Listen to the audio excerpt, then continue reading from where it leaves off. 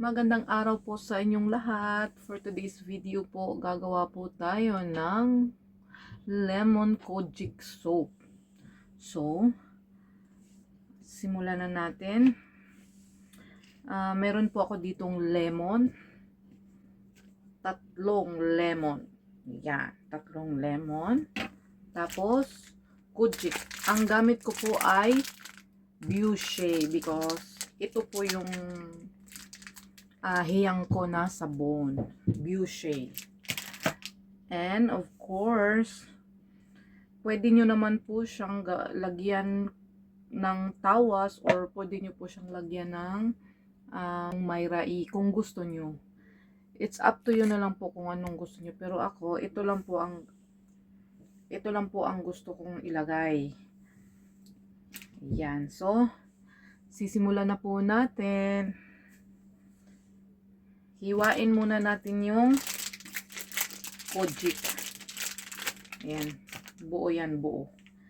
Buo po yan. Hihiwain natin. Ayan, pakita ko sa inyo. Hiwain natin. Ayan.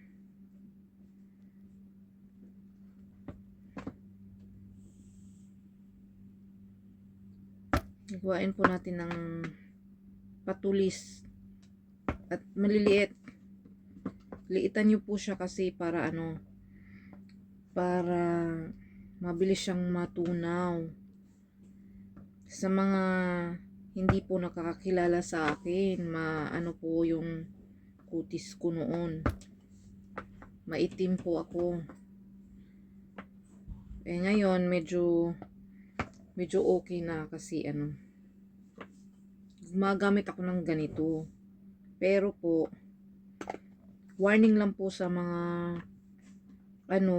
sa mga nasa field, yung mga trabaho na nasa arawan, delikado po siya kasi pag naiinitan ka po, iitim ka. Pero pwede ka namang gumamit ng mga matataas na kahit lang, kahit yung mga lotion, mga cream na may SPF po, na may sun protection. So, mas maganda po na hindi ka naanuhan ng araw. Hindi dumidiretso yung araw sa'yo. Yan, hiwain natin ng patulis. Pero depende na po sa inyo kung paano nyo siya hiwain. Ako patulis yung ko eh. Patulis yung hiwa. Yan.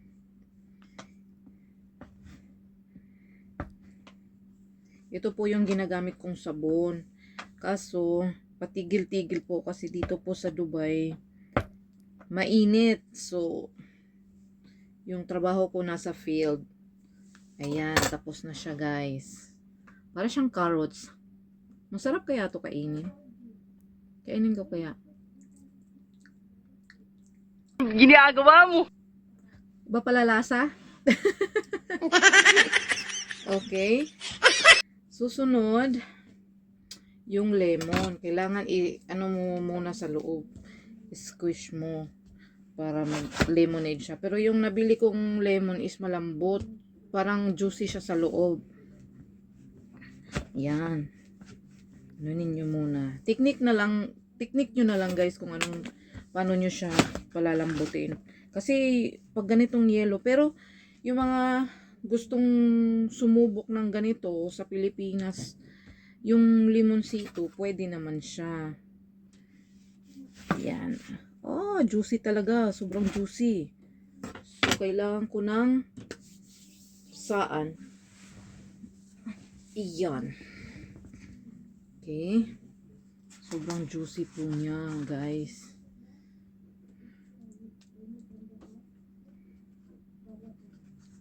Iyan. Squish po natin. Wala kasi akong salaan. So, ito na lang ang gagawin ko. Yan. Squish po natin. Squish, squish, squish. Tumutulo yung laway ko sa limonsito. Iyan.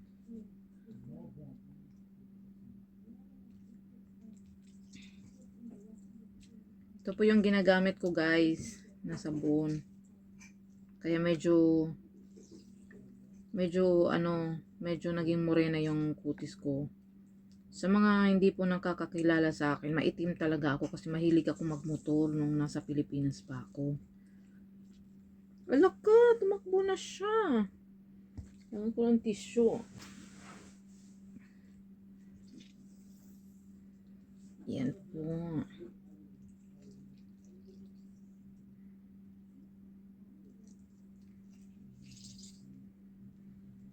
Iyan. Squish nyo lang siya, squish.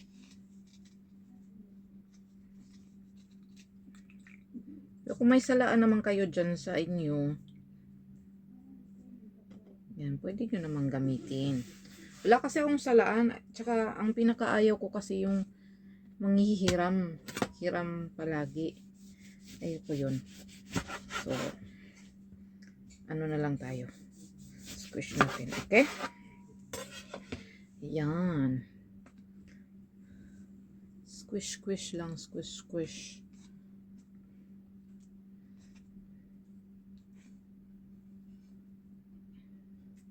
Maganda po siya sa skin, promise. Kaso, pahinto-hinto yung gamit ko kasi nasa initan kasi ako. Home service kasi yung trabaho namin. So, palagi akong naiinitan. Ngayon, gagawa na naman ako kasi taglamig na dito. Di na masakit yung init. Yan. Marami po siyang alam nyo naman po yung lemon, marami siyang benefit sa ating katawan.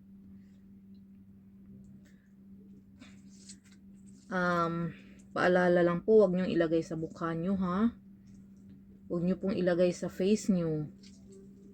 Kasi manipis po yung ng face natin. At saka, yung mga gustong gumamit ng ganito, pag naramdaman nyo po na humahapdi yung skin nyo, kumbaga paglagay nyo sa sabon, nafe-feel yung mahapdi, tanggalin nyo na po sa katawan nyo. Bale, ililib mo siya ng 30 minutes sa sa balat mo. Tuturuan ko rin kayo kung paano nyo ilagay.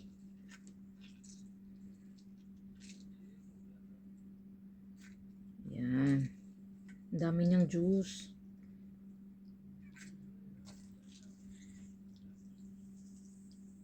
Yan. Last one.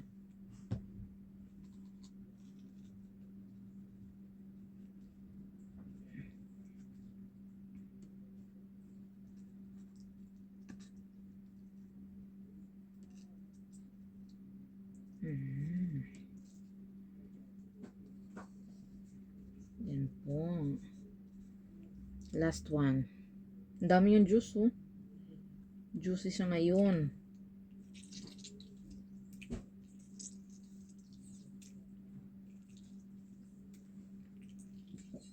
Nakaubos na po ako ng isa. So, ito na naman. Gawa na naman tayo ulit. Pero, yung iba, yung ginagamit nila, yung kojic soup talaga, yung puti yung lagayan. Yung niya, karton. Puti. Ako, hindi ko siya gusto kasi yung amoy ng kojic, hindi ko siya gusto. Gusto ko yung Bioshea kasi doon ako hiyang.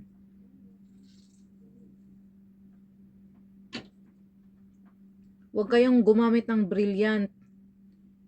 Hindi siya maganda pag kojic lang ang gamitin nyo. Yan, ang dami yung juice. Okay. Tapos na tayo. Sunod naman is, eto guys, nakaubos na ako ng isang ganito. Ayan, may konti pa siyang laman, oh. Tanggalin natin. Ganito ko siya ina-apply. Ayan, may konti pa siya.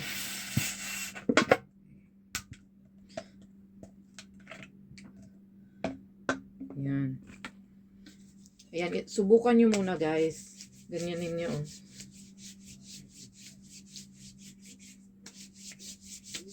Ayan. Ayan. I-leave nyo siya ng 30 minutes sa skin nyo. Pero pag may mga sugat-sugat kayo o kung ano man, huwag nyo siyang lagyan kasi mahapdi talaga siya.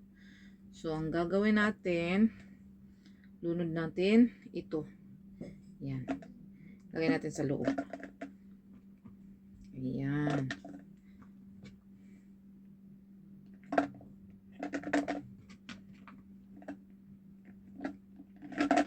Kita nyo lang paghiwa para ano. Para. Yan guys. Nararamdaman ko yung ano niya.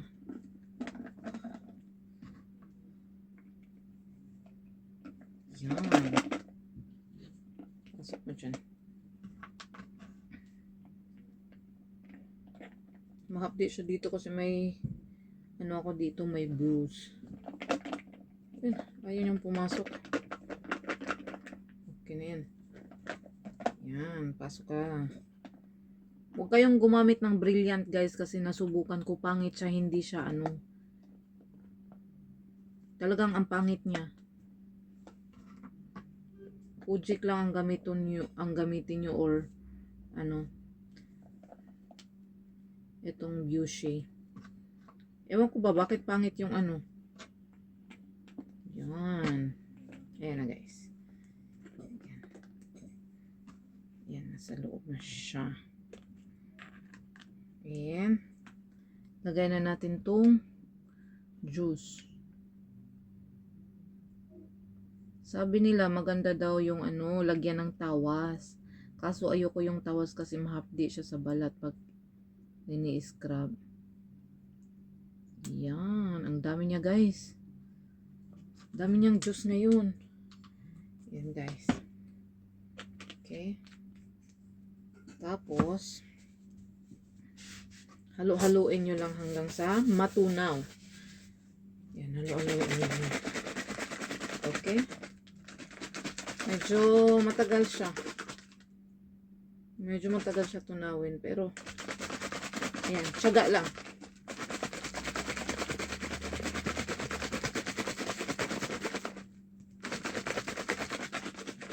Ayan. So, patutunawan muna natin siya, guys. Ha? Kasi yan na siya. Ayan. Yan na, natunaw na siya. Mabilis siya matunaw. Ewan ko kung anong resulta niya ngayon kasi ang dami ng juice. Yung lemon, maraming juice. Pag nararamdaman nyo na kumakati yung balat nyo guys, banlawan nyo na kasi ano siya, delikado siya.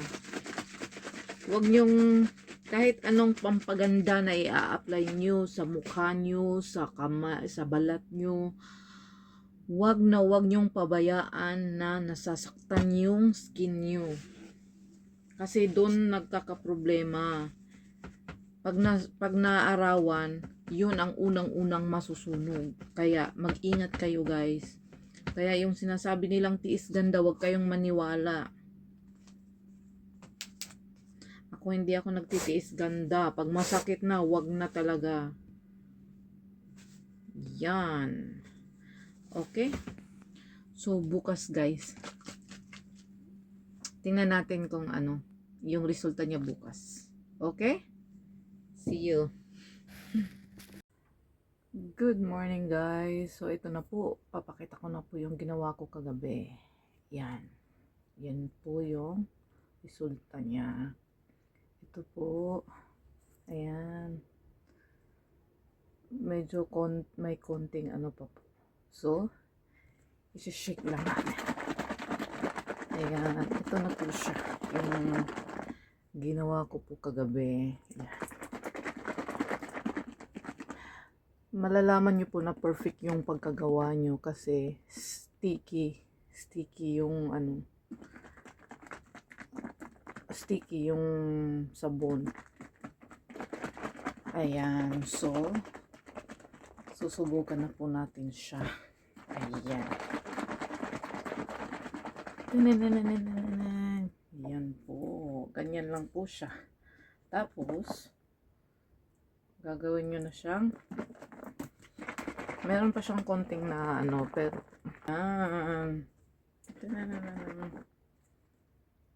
pero medyo ano siya. Medyo matubig siya kasi juicy yung ano ko kagabi. Yung ginawa kong lemon. Ayan. Medyo juicy po siya. Ayan. Ayan. Damihan nyo po paglagay. Depende. Ayan. Pero hindi pa po siya masyadong na-melt. So, medyo matubig pa po siya. Ayan.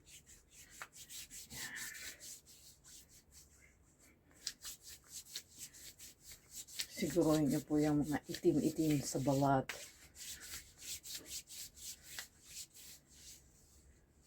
Ayan.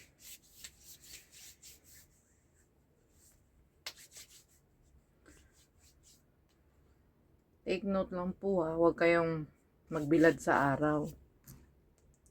Kasi hindi talaga siya magre-result. Ayan. Subukan na natin siya. Maganda yung pagkagawa ko. Ayan. Bago kayo maligo, i-leave nyo muna ng 30 minutes.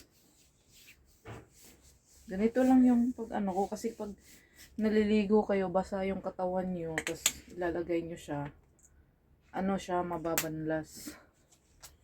Yan.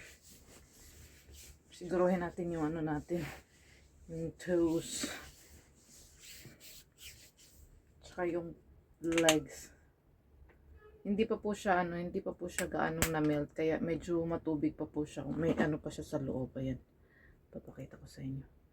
Ayan, may ano pa siya sa loob, may buo pa siya.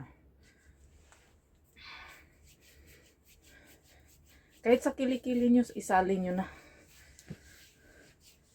Ito yung kilikili nyo. Ganito. Huwag lang yung sa akin. Hindi ko pa po na ano. Hindi pa po siya nagupitan. Kaya hindi ko na lang po ipapakita. Pero promise guys, pumuti yung kilikili ko. Maitim din yung kilikili ko. Pumuti yung kilikili ko dito guys. Tsaka may mga marks ako ng waxing. Kumbaga may mga bilog-bilog doon na parang nasunog sa waxing yung kilikili ko. Nawala din siya guys. Pero hindi ka na lang po muna ipapakita ngayon kasi ano. Yan. Nakakahiya po ngayon di po nagupitan si kilikili na busy sa work. Yan. Maganda. Ang ganda niya. So, i-leave lang po natin siya ng 30 minutes. Ayan.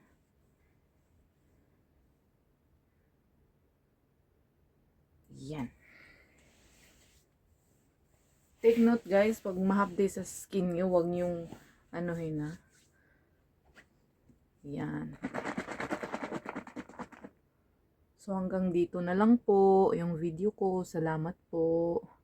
Huwag niyo pong kalimutan mag-like and mag-share. And also mag-comment na lang po. Shout out nga pala sa Star Sender, my sister. Salamat. Magandang araw sa inyong lahat dyan, sa mga pamangkin ko. Thank you. Bye-bye.